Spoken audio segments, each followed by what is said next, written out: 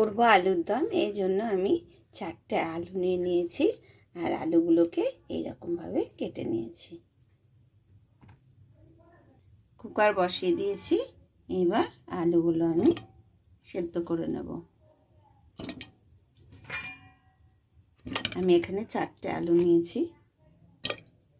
জিরে আর শুকনো লঙ্কাকে ভালো করে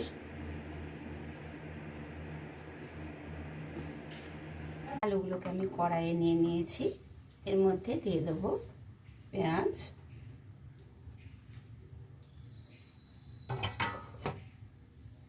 আদা রসুনের পেস্ট আর মশলা,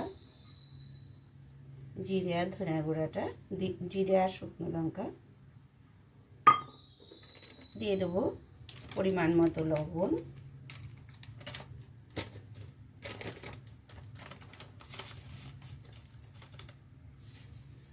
আর দিয়ে দিয়েছি হলুদ, দিয়ে দেবো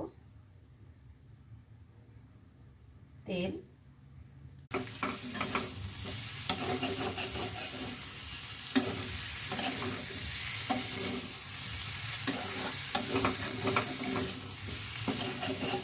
খুব ভালো করে অল্প আছে আমি এটাকে ঢেকে দেবো।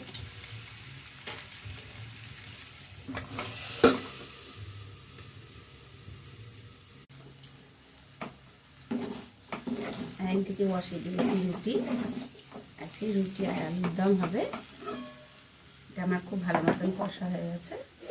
দিয়ে দেবো জল,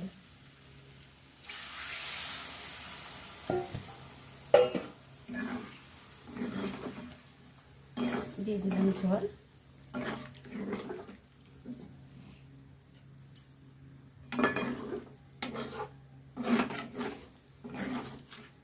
আর ঢেকে দেবো।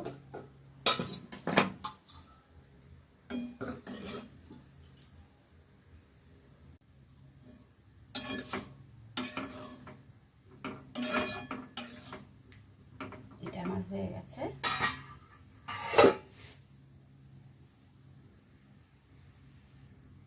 দিয়ে দেবো টমেটো কেচাপ।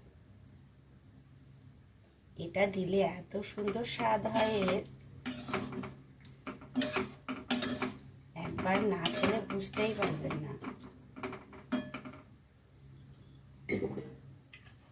রেসিপিটি আমার হয়ে গেছে। চলুন এটা গরম রুটির সঙ্গে পরিবেশন করি। দমটা রেডি হয়ে গেছে।